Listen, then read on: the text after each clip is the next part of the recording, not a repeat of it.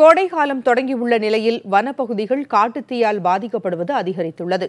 தேனி மாவட்டத்தின் குரங்கணி காட்டுத்தீ எழுப்பியுள்ள அச்சம் நமது வனப்பகுதிகளின் பாதுகாப்பு குறித்த கேள்வியை எழுப்பியுள்ளது.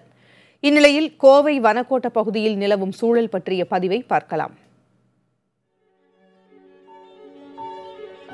மொத்தம் 670 சதுர கிலோமீட்டர் பரப்புள்ள கோவை வனக்கோட்டத்திற்கு உட்பட்ட மேட்டுப்பாளையம், சிறுமுகை, பெரியநாயக்கன் பாளையம், காரமடை போன்ற அடர்ந்த மேற்கு தொடர்ச்சி காடுகளை கொண்ட வனச்சரக பகுதியே யானை, புலி, சிறுத்தை, கரடி, கழுதை புலி உள்ளிட்ட பல்லாயிரக்கணக்கான வன விலங்குகளின் வாழ்விடமாக உள்ளது.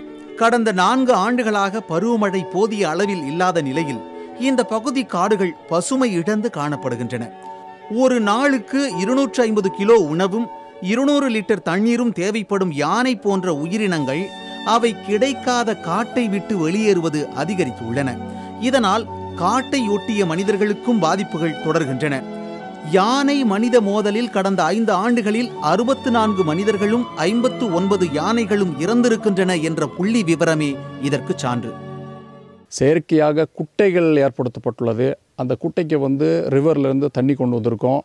அது மட்டும் அல்லாமல் வன பாதுகாப்பை பலப்படுத்தும் நோக்கில் ஆங்காங்கே வேட்டை தடுப்பு முகாம் அமைக்கப்பட்டுள்ளது.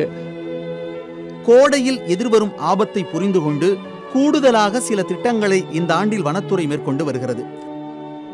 அதிகமாக தீ ஏற்படும் இடங்களை கண்காணித்து அந்த இடத்துங்களில் தீ தடுப்பு கோடுகள் அமைச்சிட்ருக்கோம்.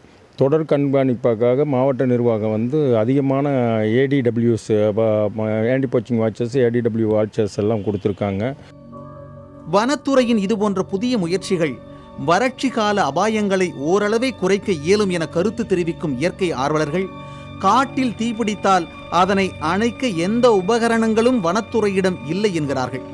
காலியாக இருக்கும் சுமார் 30,000 வனத்துறை பணியிடங்களை நிரப்பி வனங்களை காக்கும் நடவடிக்கைகளை தீவிரப்படுத்த வேண்டும் என்கிறார்கள் சுற்றுச்சூழல் ஆர்வலர்கள். இது குறித்து வனத்துறை அதிகாரிகளை தொடர்பு கொண்டு கேட்டபோது வனத்தில் ஏற்பட்டுள்ள வறட்சியை சமாளிக்கும் விதமாக பல்வேறு திட்டங்களை செயலாற்றி வருவதாக தெரிவிக்கின்றனர். புதிய தலைமுறைக்காக மேட்டுப்பாளையத்திலிருந்து சரவணபாபு.